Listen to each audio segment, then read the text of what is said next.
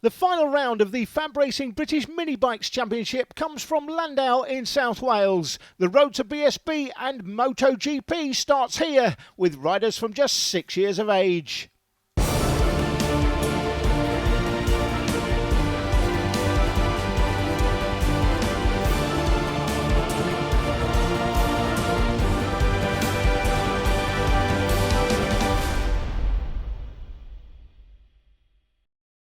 Before racing got underway, I spoke to the championship organiser, Roger Keys, about a new class being introduced to BSB that will help young riders transition from Fab to BSB, the 2015 season, and looking forward to an exciting year in 2016.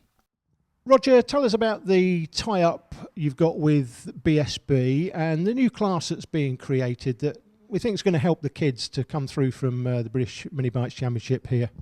Well, there's always been a very good championship in Spain for kids to travel on from MiniGP, for example.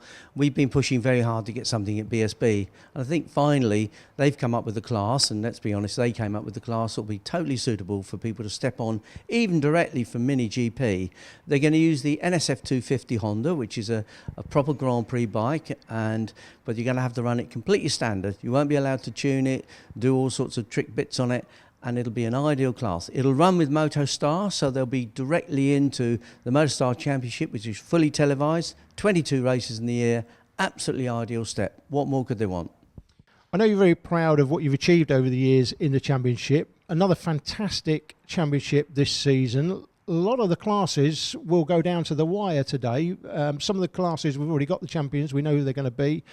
Others, it's going to be really close. Hopefully, we're going to get some exciting racing in the programme.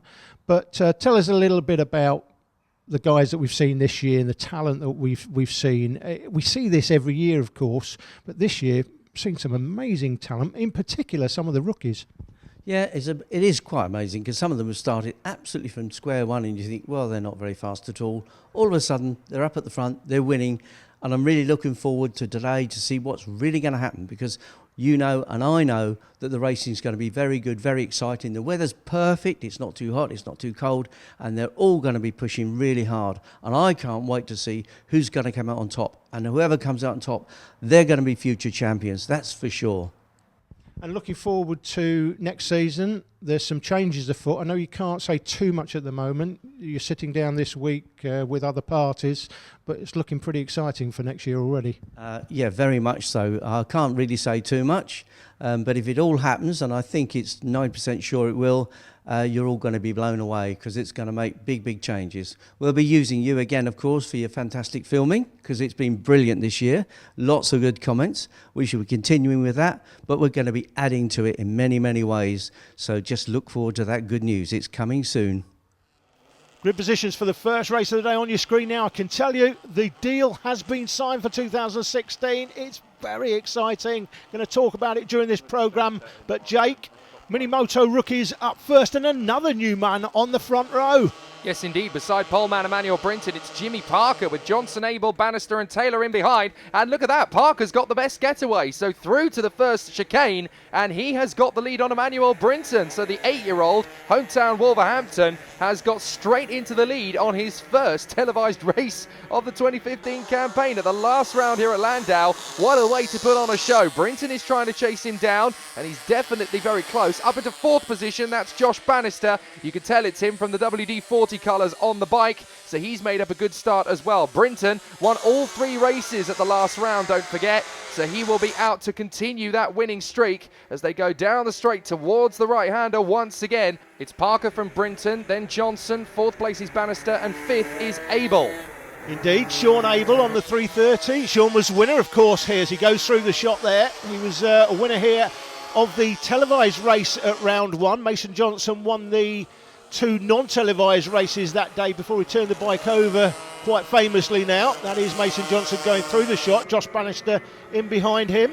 Well, how about that lead that Parker has got at the moment? Parker is stretching out that advantage beautifully. He looks as though he's absolutely on rails at the moment. Very well placed, very well poised through the circuit as well. down the bomber straight and into Surtees on the run to McQuirters, and Jimmy Parker looking very strong out in the lead here. Second place Emmanuel Brinton still trying to hang on to him, and then comes this three-boy dogfight at the moment for third position. Check out these guys, Johnson, Bannister and Abel, and it's going to be really difficult to tell which of them is going to get that third rung on the podium as they come out of Chandler's, down the Spitfire straight towards the Dell once again.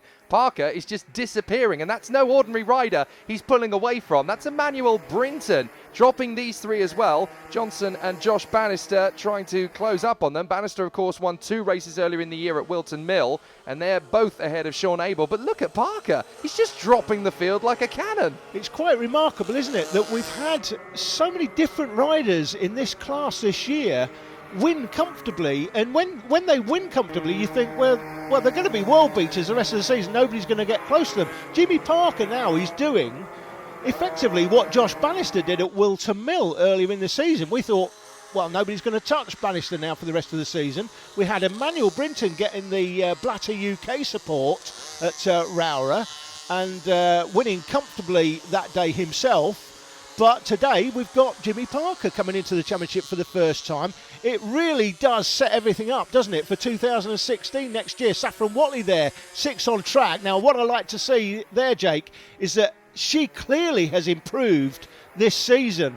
Look at that. She's a lot closer to 2 guys in front of her who have won races this year. Yeah, that's very true. If you'd have asked her earlier in the season, can you challenge for victories at this same circuit at the beginning of the year, they probably would have said it's not really possible. Now, she is a genuine threat, which is great to see. If she continues to develop over the winter, in 2016, she could well be consistently hitting the podiums and possibly the top step as well. But these two out in front, still stretching the advantage. Bannister's now dropping back a little bit from Johnson. There he is in third position, just trying to get a little bit closer to Brinton, and he's doing a great job because he's closing up a bit on Brinton. Not enough really to make the difference for second place, but crucially he is dropping Bannister and Abel, and that's going to cement his third position very strongly indeed at this final round of the championship. Brinton still desperately trying to find a little bit more time. Bannister having to cope with Abel in 4th and 5th position.